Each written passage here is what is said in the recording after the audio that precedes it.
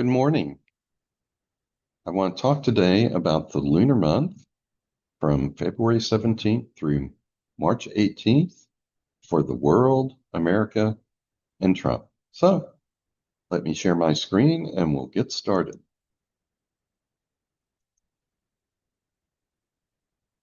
I have to take a moment to get rid of some panels so that I can see what I'm doing. So just bear with me. And here we are, ready to go. The lunar month for the world, America, and Trump, February 17th through March 18th. And there is so much to say about this month and a few other things. There's so much intensity this month that I've broken this up into two parts. So part one will cover the world and also a few other things. But first, some important announcements. I want to tell you about this upcoming conference that some of you might be interested in, called the Cosmic Discovery Conference 2026, that will be in Nashville, Tennessee, from April 24th through the 26th. You can get more details at the website www.cosmobiologyinstitute.org. Now, if you know me only from a lot of the videos that I post, you might think that I am primarily just a mundane astrologer. And that is one of my major interests. However, my other major interest you probably don't see so much. It's not as visible unless you read certain scientific journals. So let me explain. I have a PhD in mathematics. I'm a retired mathematician, math professor. I taught statistics for several years. I engaged in real world statistics for several years and still do. I served as the official statistics advisor for several students and graduate students in other disciplines pursuing master's and doctoral degrees. So I have a lot of expertise, a lot of experience with statistics and data analysis, and I'm very much engaged in evidence-based astrology. And I've written several articles now for a peer-reviewed journal called Correlation, which specializes in scientific research into astrology. And there is a lot of statistical evidence at this point that many things in astrology actually work. I won't say that every belief in astrology is valid or true, but a lot of them are. A lot of the basics have been confirmed, and a lot of new discoveries have been made. And the future of astrology, I believe, lies in evidence-based astrology. If it is going to be accepted once again as a science, then this is the direction that astrology has to go in. This is not to say that case studies and other forms of evidence are not also valid and valuable. But to move forward, we also have to engage in statistical and other kinds of research. So that is what I spend a lot of time doing, in addition to mundane astrology. And I will be presenting at this Cosmic Discovery Conference. And you can attend in person. You can also attend online. I don't know if they have the information out there for registering for the online conference, but if not, it will be soon. And it is going to be less expensive, more convenient to some of you to attend online and have access to those recordings of sessions to view afterwards. So here is some of what will be presented at the conference. We have The Magic in Modern Science by Santino Mancuso also known as David Cochran. Research terminology for astrologers. I'll be presenting that. And this is great. It's a free session. It's great if you don't know anything about statistics or research, but you want to get some familiarity with the terminology so you can understand what other people are talking about. And I'll start right at the beginning with the difference between a sample and a population, and I'll work my way up to more advanced topics like hypothesis testing, the Bonferroni correction, and shuffled control groups. Next, there will be a session titled Compatibility Reframed, New Insights from Psychology and Evidence-Based Astrology by Santino Mancuso. The Zodiac Under Scrutiny, a data-driven look at the signs by Linda Berry. Zodiac Signs of the Southern Hemisphere, Surprising Findings by Vincent Godbout. Astrological Patterns of the Mind, Insights in Psychology, presented by Angela McRae. In the Zone, Planetary Patterns and Peak Athletic Performance, Santino Mancuso. And then I'll be doing a session on cardiac disease, cancer, and suicide, astrology, and human health. Vincent will be doing another session, Celestial Thresholds, Astrology at the End of Life. Starling Brighter will do a session, Fixed Stars Revealed, Moving Beyond the Archetypes. And then I'll do a third session, The Cosmic Mirror and Sexual Orientation, Outer Planets in the Search for Authenticity. And lastly, there will be a session on advanced evidence-based astrology techniques. Again, if you want more information on this conference, just go to www.cosmobiologyinstitute.org. Okay, before I get into this lunar month and its impact on the world in general, I just want to say a little bit about people and places affected this year by Saturn-Neptune. And I might also mention that the Saturn-Neptune conjunction, it's not an influence that begins on February 20th of this year when that conjunction becomes exact. It's been going on for quite a while. In fact, the late Dr. Johnson Holt, a few years ago, before his untimely death, published an article in Correlation, which showed that the number of important or big news headlines for a year, they tend to increase at least a year before a conjunctions and oppositions or oppositions of outer planets. This mirrors some of the results that Rick Tarnas has seen through his case studies in mundane astrology. But the important point here is the Saturn-Neptune conjunction is not something we're waiting to happen. It's been happening for at least a year. So think of this, the impacts of this conjunction as beginning with the year 2025 and maybe even a little earlier than that.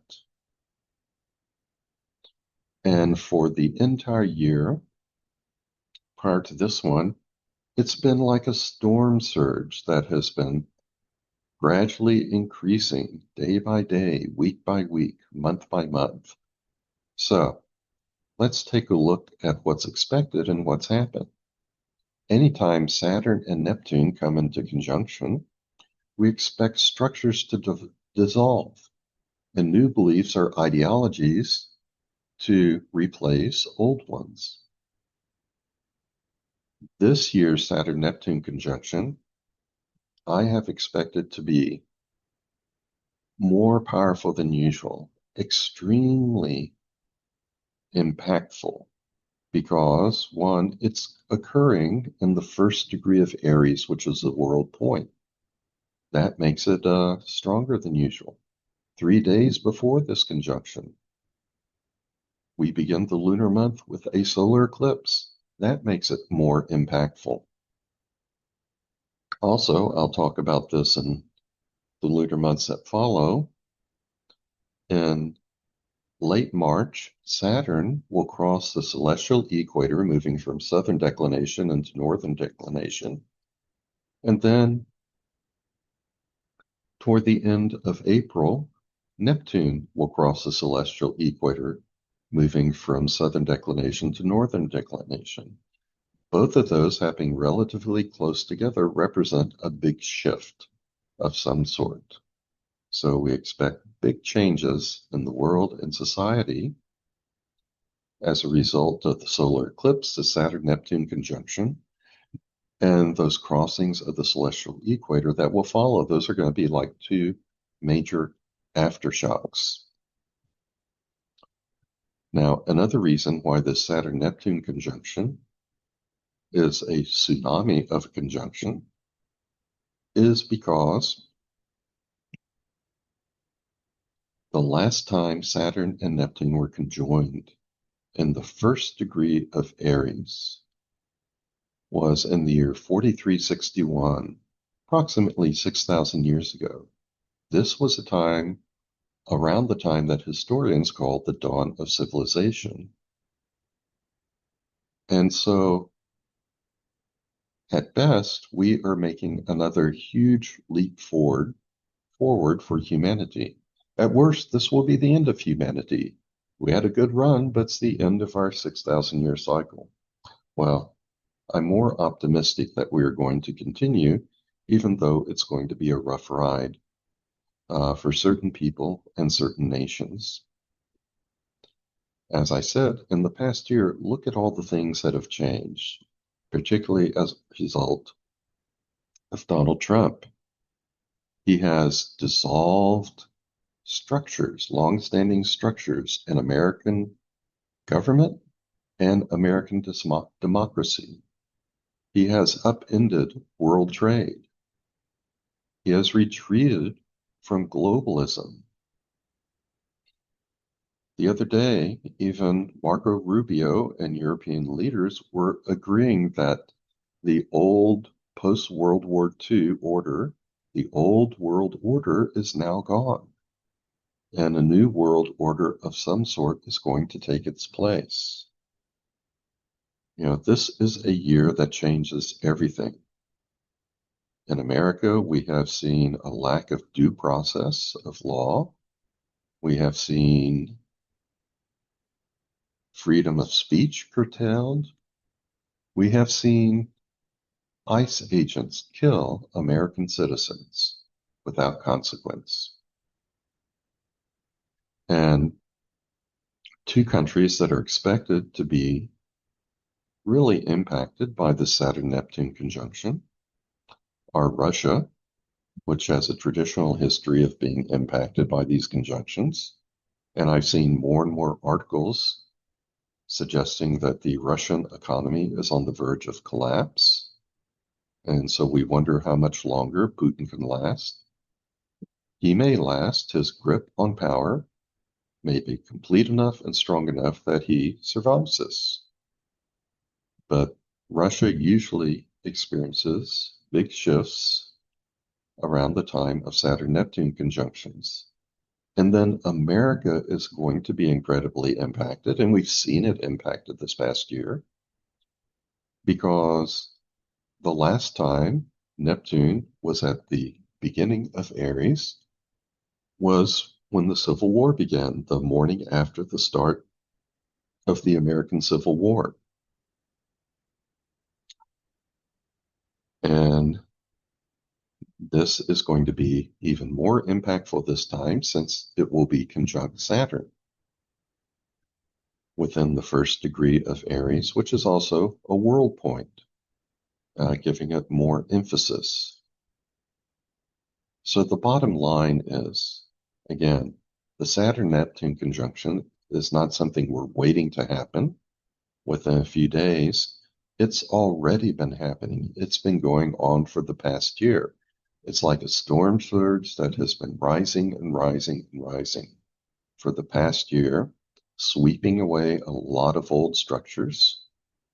And the date of the exact conjunction, that is going to be like when the hurricane makes landfall, does some additional damage, and then it starts to lessen in strength, but we have to deal with the impact for a long time to come. Okay, this year I've been taking note of certain people and certain headlines in the news, and I've noticed that Saturn and Neptune has often been involved in what happens. Sometimes it may be just the straw that breaks the camel's back. There's other things going on astrologically, but the impact, the influence of Saturn-Neptune has been there. So let's just take a quick look at a few of these. First, we have the American invasion of Venezuela. I've got the chart for Venezuela on the inside, transits at the time of the invasion on the outside, and you can see transiting Saturn and Neptune are conjunct Mars and in opposition to the natal sun. So it played a role in this particular invasion. And then we had the killing of Renee Good on January 7th. I don't have an exact time for her birth chart, but we do have the birth date and place. And something that's definitely certain is that transiting Saturn and Neptune are conjunct her natal Mercury and square Saturn and Uranus. And she will have, to some extent, this day, a square between Mars, Venus, Sun, and her moon. How strong or how weak it is depends upon the time of birth. But it will move from a very weak influence to a very strong influence as you go through the day. So this could act as a trigger for her death at the hands of ICE agents. And then we have the impact of Saturn-Neptune on Donald Trump at the Davos Economic Conference. And this is interesting. You can see Saturn-Neptune are conjunct the cusp of his 8th house. I'm using the Campanus house system. If you did use another house system, things can be a little different, but for all of the major ones, it's either conjunct the cusp of the 8th house or just having moved into the 8th house. But the important aspects on this day are the square between Uranus and Mars and the quincunx between Saturn-Neptune and Trump's ascendant. Now, on the way to this economic conference in Davos, Trump was full of all kinds of bluster about how he was going to take over Greenland one way or another, either buy it, negotiate its transfer to the United States, or just simply go in with military force and occupy it. But here's what happened. And let me explain something about the 8th house, because both the 8th house and the 2nd house have several different meanings. The 2nd house, we usually associate it with money and finances. At a deeper level, it's the resources a person needs to survive. It has a natural connection with Taurus, the 2nd sign of the zodiac, and Taurus is ruled by Venus. Venus is the pleasure principle, the drive to reduce tension. Those things that reduce tension we like. Those things that don't reduce tension we tend not to like.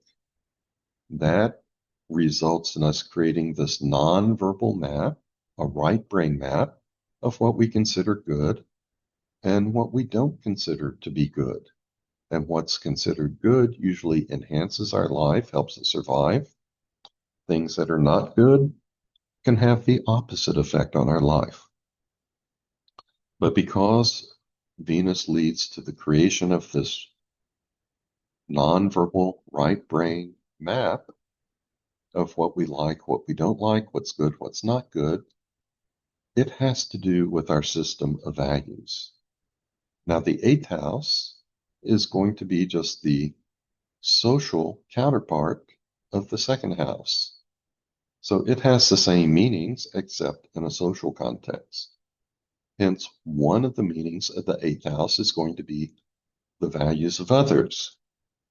And now you can understand the impact of this Saturn-Neptune conjunction, either in or on the cusp of the eighth house, what makes a quincunx to Trump's ascendant. Trump went into Bravos with all this bluster, but then he encountered the collective values of the other leaders, of the European leaders, and they all stood against Trump's goal of taking over Greenland, and Trump just totally caved. A quincunx is an aspect where two things have nothing in common. For signs that are quincunx are 150 degrees apart, they have different modes, different elements, nothing in common. And so when Trump was faced with the values of these other leaders who were saying, no, you don't get to take over Greenland, he didn't know what was going on. He couldn't gain any traction. And so he just caved. And even in a speech, he referred to Greenland several times as Iceland. But one of the points here is, again, Saturn-Neptune was involved with what happened. Now, if we move on to January 24th, there was the killing of Alex Preddy. And you can see that in his chart, Saturn and Neptune are conjunct Mars and making a square to Saturn-Uranus. Interestingly, that's the same square that occurred in the chart for Renee Good, who was also killed by ice agents, along with Alex Preddy.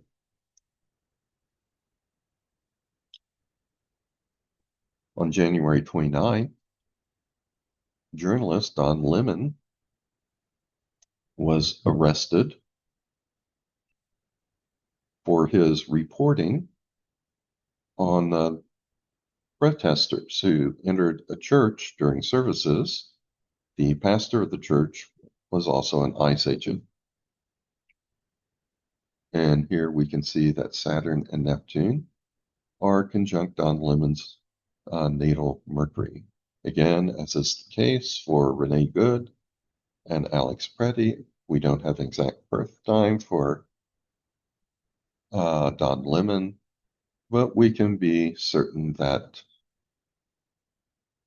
during this day, Mercury and transiting Saturn-Neptune were conjunct. Mercury is not going to move enough during the day to escape that conjunction. So Saturn-Neptune was involved with this repression of journalism and free speech. And then there is the sad kidnapping, abduction of Nancy Guthrie that has touched America. She's the mother of Today Show host and journalist Savannah Guthrie. And if we look at her chart, Saturn and Neptune were opposite her natal Neptune at the time of her abduction. Now, there are going to be a lot of people born around the same time as Nancy Guthrie, a few weeks either way, who are also going to have Saturn-Neptune in opposition to their natal Neptune. And not everyone gets abducted.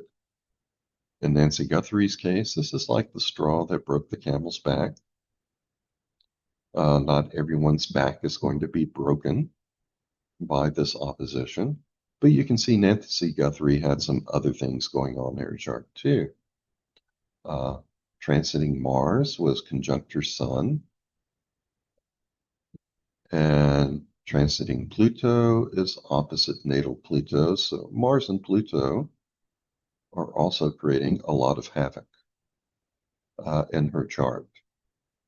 And transiting Mars is square to natal Mars. So there are other things going on too, but Saturn-Neptune opposition natal Neptune certainly seems to have contributed to this unfortunate incident.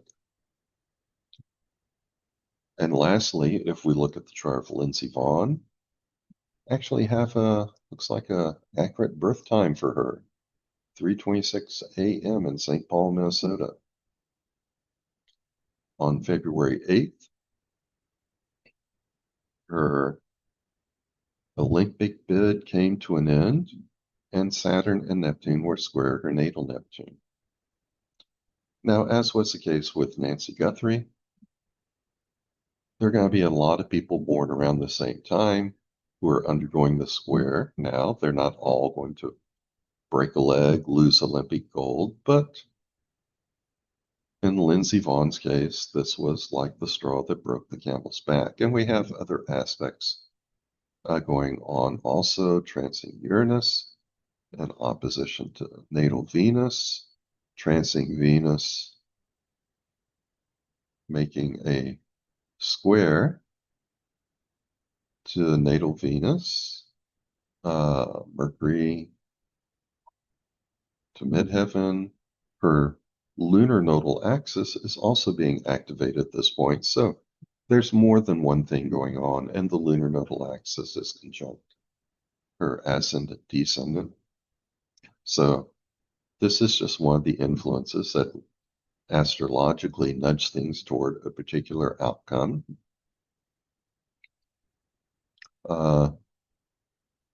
But again, the point is Saturn, Neptune, they were part of the tensions of that moment.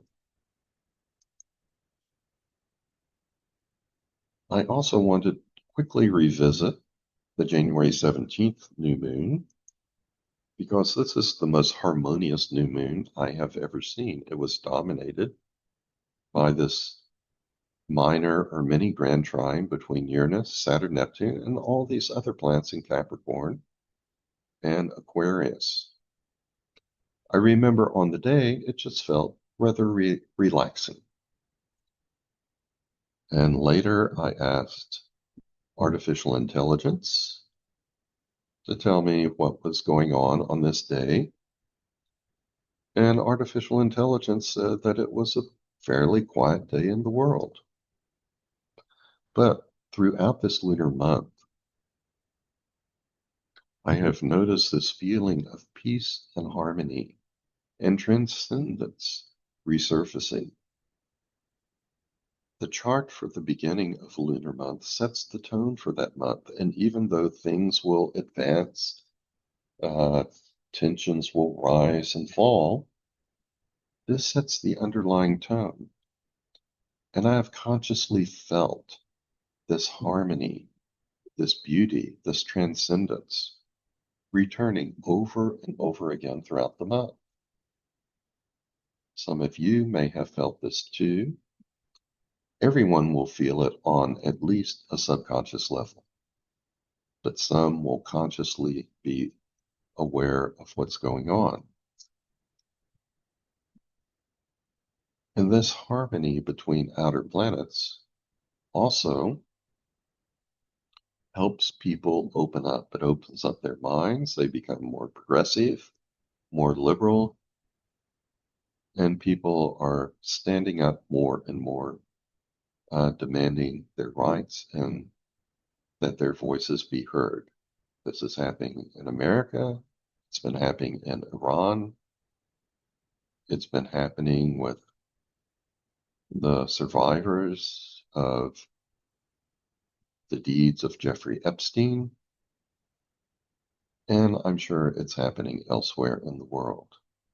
And this is one of the things which gives me hope for the future, that people are starting to open up to a more cosmic perspective. We have on July 21st a configuration I call the Great Harmony.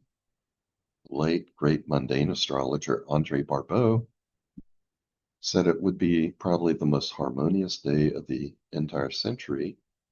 We're going to have all the outer planets, just about all of them, making sextiles and trines to one another that are exact to the degree. And the harmony of that day may be foreshadowed a bit by this new moon. So, as I've said elsewhere, the first half of the year is going to be beset by more difficulties. The great upheavals and transitions of the Saturn-Neptune conjunction, which we have already been experiencing and which becomes exact on February 20th. That's when the hurricane makes landfall. And then we have other difficult new moons coming up in the first half of this year. But the second half of this year is going to be characterized more by wonderful sextiles and trines and configurations that bring more harmony and more transcendence into the world. So hopefully that will help us heal from a lot of the things that have been happening. Okay, now let's take a look at the world for this lunar month. And the main thing that is going on is going to be the conjunction of Saturn and Neptune. It's been ongoing, will continue for a while after this lunar month. It becomes exact on the 20th. And like I say, this is not something we just experience on this day. We've been experiencing the storm surge from this ever since the start of 2025. And just look at how Trump has upended the world. And in March and April, we're going to experience two major aftershocks when Saturn and Neptune cross the celestial equator, moving from southern declination to northern declination.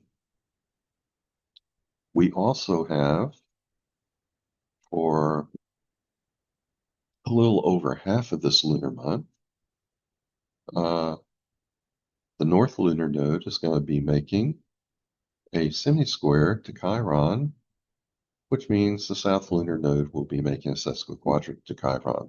The lunar nodal axis always intensifies things. And when it comes to the masses, we're more likely to experience the wounding aspect of Chiron rather than the healing or transcendent aspects. And with Chiron in Aries, this could be wounding through aggression or war. So the lunar nodal axis is going to be intensifying the wounding aspect of Chiron this lunar month. This semi-square sesquiquadrate becomes exact on the 27th, and on that same day, Mars is going to make an exact square to Uranus. So watch out for that day.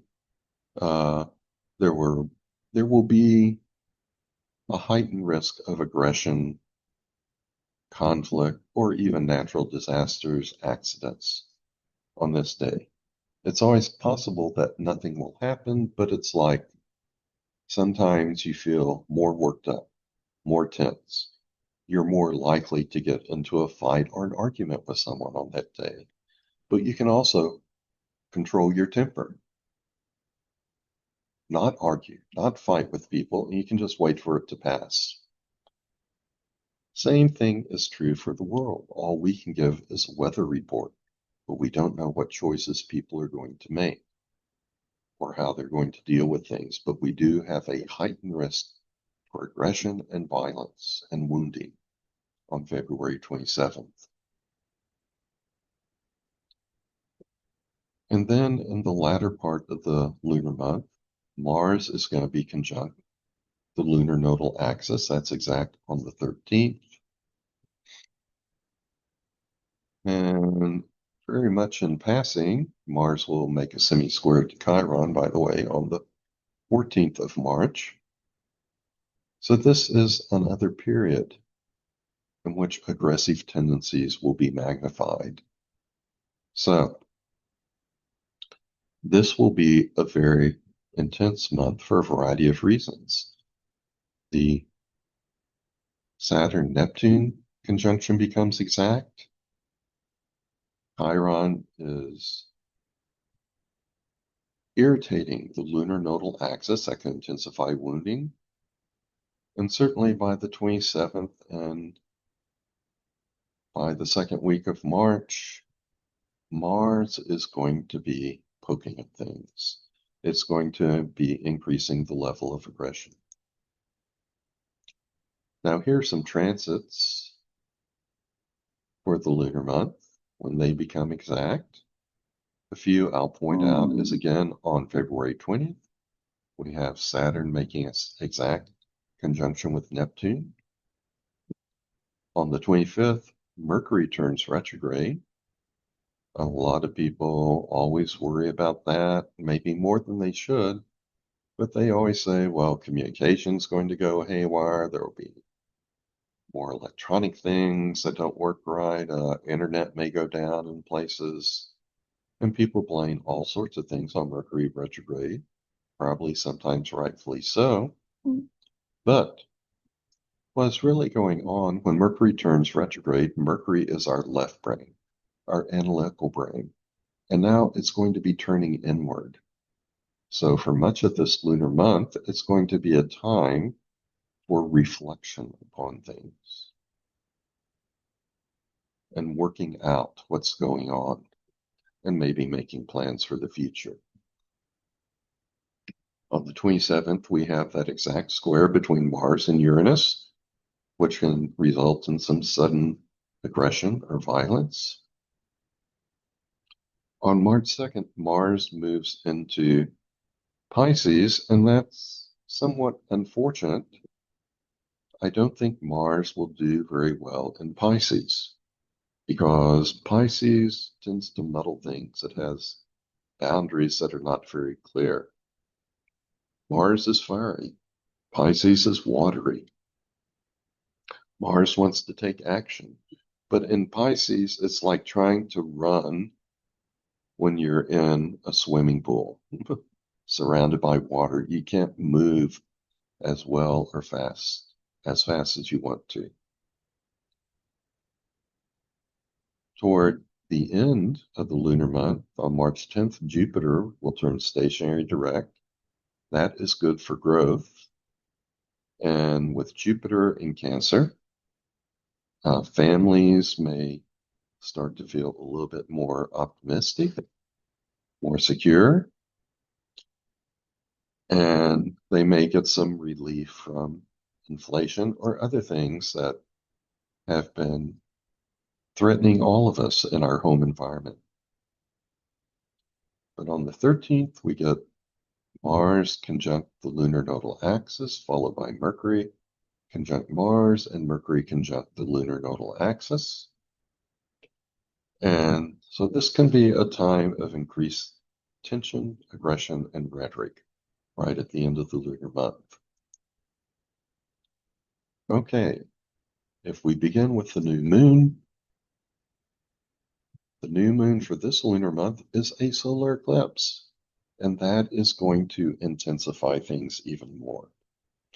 You can see at the start, Saturn and Neptune are almost exactly conjunct. They're in a very close conjunction with one another.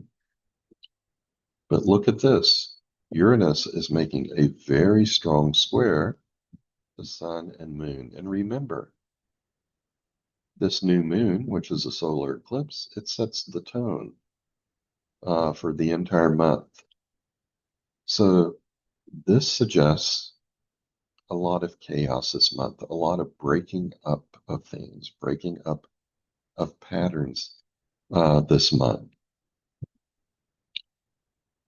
The world and individuals may feel a little bit more hyper this month.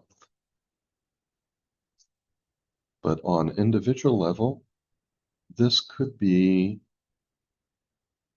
a breaking up of patterns in our minds. and we may make some creative leaps forward, reorganize things in our own minds and the way we view things.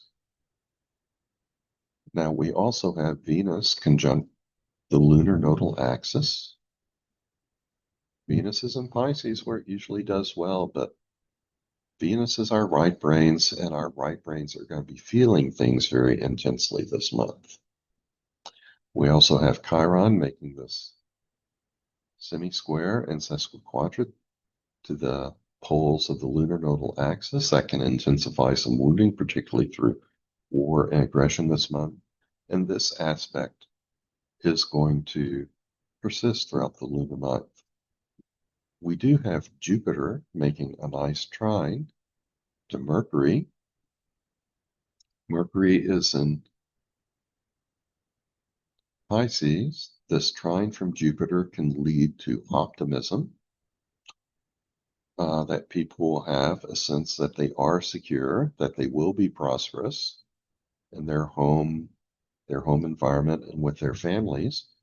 But since Mercury is in Pisces, opposite Virgo, the sign it rules, this could be a false optimism, a false hope. I certainly hope not, but this trine will help people feel better this month. And we're going to get a lot of trines from Jupiter this month as all of these other planets move through Pisces and come into a trine relationship with it. So there will probably be that ongoing feeling of optimism and hope throughout the month, even as Chiron is wounding some things. Other things are changing, structures are dissolving, and overall, expect a certain amount of chaos this month, a breaking up of patterns throughout the entire lunar month. Unexpected events that will characterize this particular month. Okay, on February 20th, we have the exact conjunction between Saturn and Neptune. And as I've been emphasizing, don't wait for the impact to happen. We've been experiencing the impact for a year now. The storm surge has been rising ever since Donald Trump took office, even before. And February 20th is simply when the hurricane finally makes landfall. We still have Chiron making the semi-square sesquiquadrate to the lunar nodal axis. Interestingly, the moon has moved from a square relationship with Uranus to now a semi-square. So things are still going to feel rather chaotic. And Pluto is making a semi-square to Mercury that might result in people raising their voices more in protest. But some transformations in their left brains will be occurring. On the good side, let's see, previously, a few days ago, we had Jupiter trine Mercury. Now we have Jupiter trine Venus. And that's going to make people's right brains feel good about things.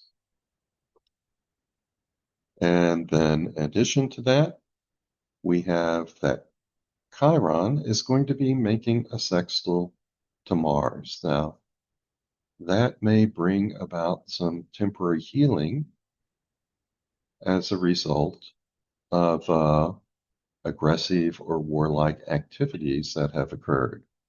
So we may get a little bit of relief at this time from this sextile between Mars and Chiron. Okay, as we move on to the first quarter moon, we still have Saturn conjunct Neptune.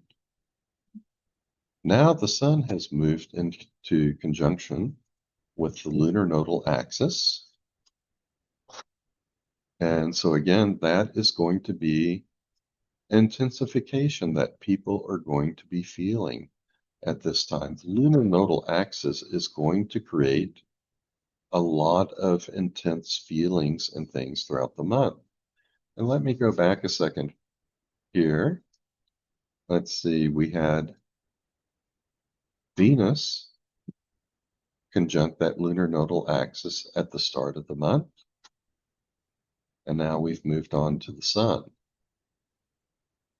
And I think later on, we're probably going to have Mercury turn retrograde, and then it will, I believe, come into conjunction with the lunar nodal axis this month. If so, that is just going to continue all of this intensification that we are feeling.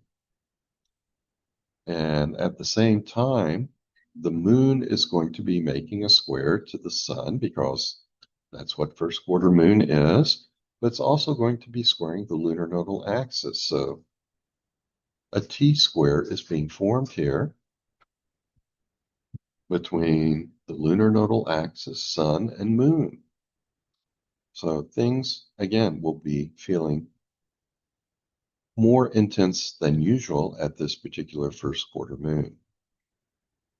And Uranus is going to be making a square with Mars. So that sextile we had experienced between Chiron and Mars, it's probably going to fade a little bit.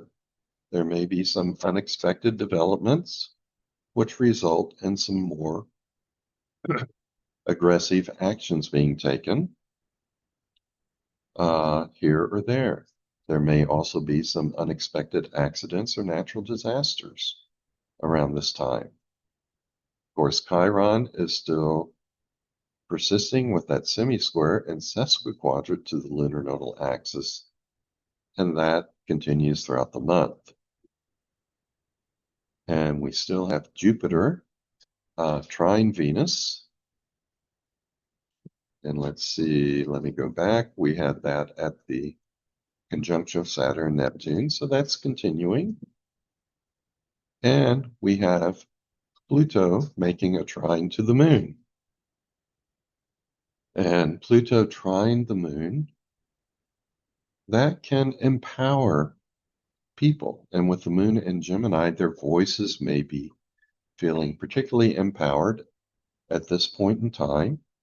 And so we may see people raising their voices in protest more around the first quarter moon.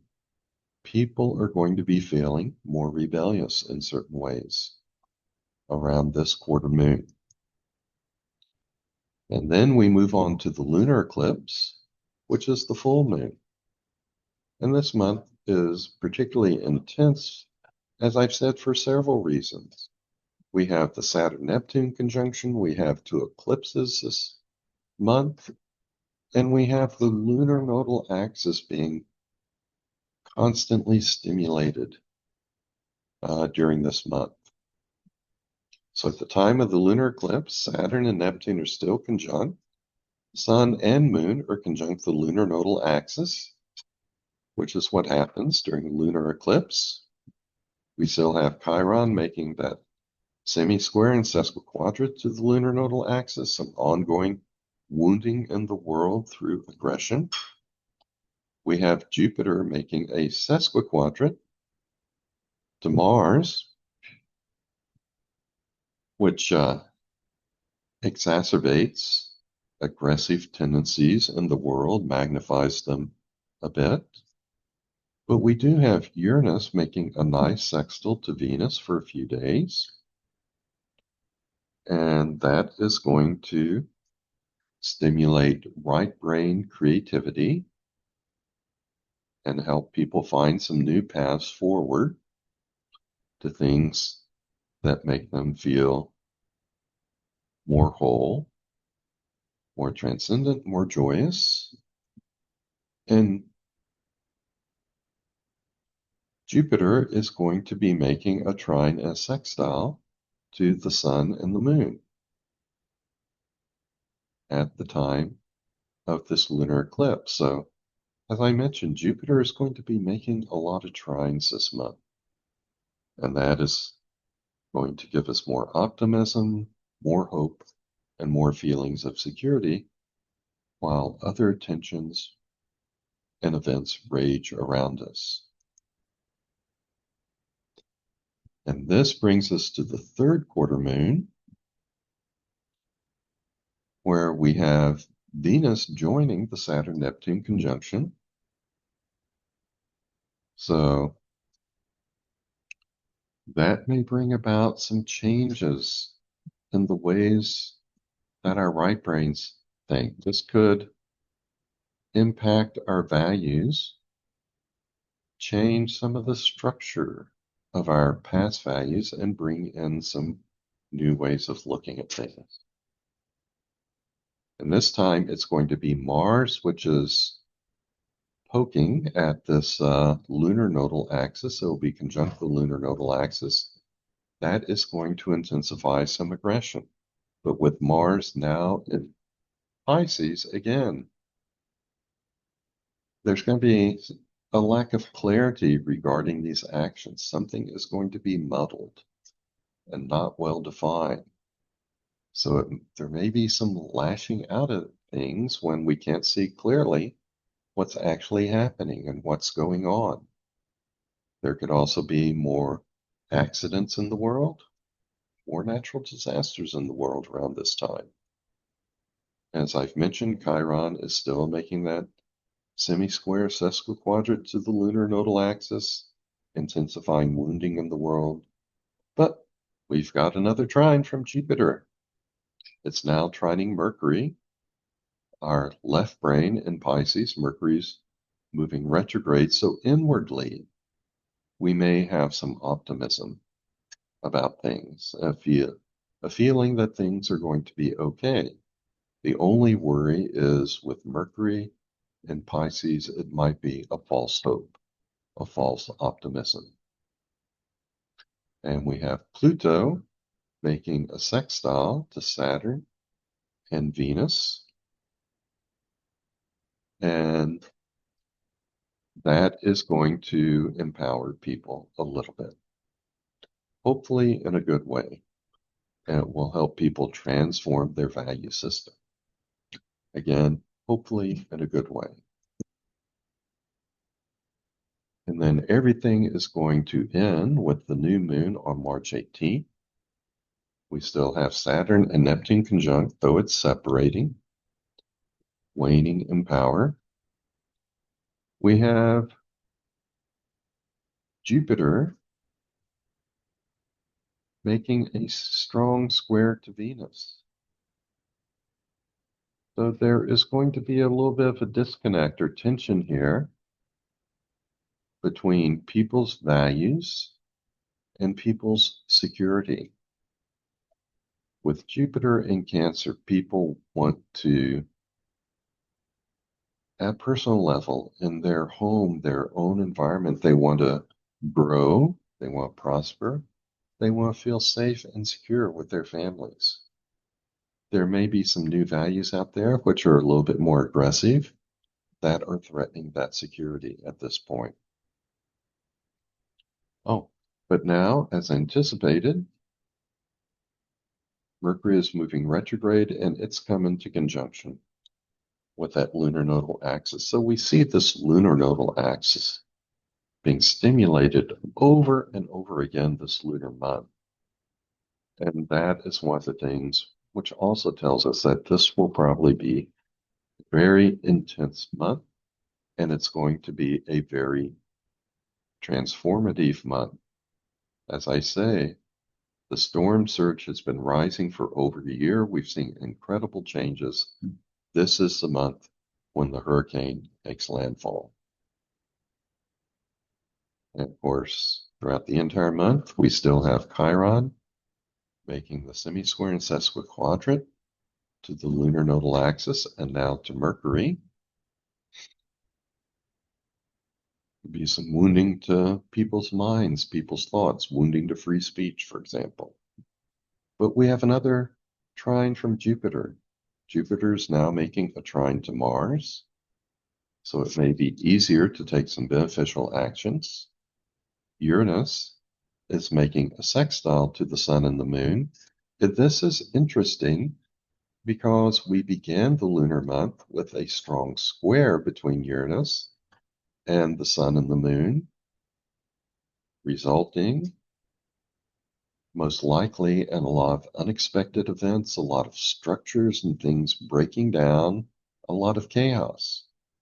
But now it's moving on into a more harmonious kind of expression of creativity. Creativity rather than pure chaos.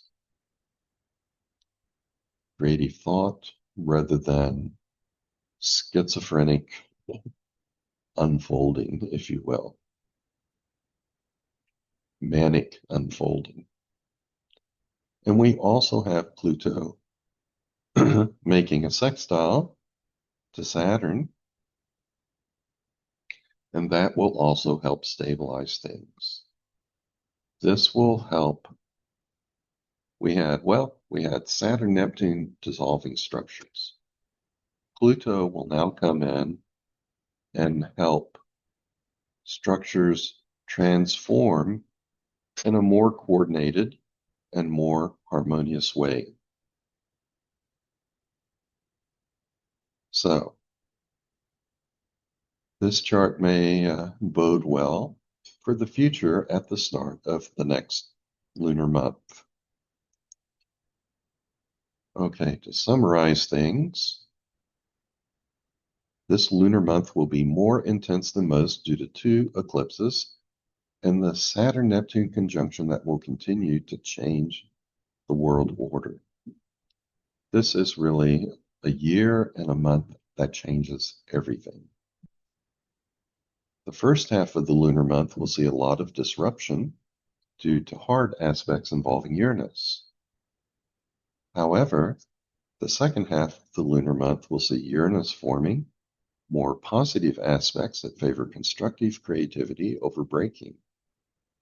And with Chiron making a semi-square sesquiquadrant to the lunar nodal axis throughout the lunar month, I expect a moderate amount of wounding to persist. Hard aspects involving Mars, from the first quarter moon to the third quarter moon, could result in more aggressive actions around the world. However, with Mars in Pisces, things will not be clear, and that may impede such actions. Jupiter in Cancer will be involved in trines throughout the month, and this can result in beneficial actions being taken for families and personal security. Okay, that's going to be the end of part 1. Part 2 will look at the lunar month for America and Trump. And so I hope you join me for that one also. But for now, let me quit sharing. And I'm back. So I hope you have found this presentation interesting and informative.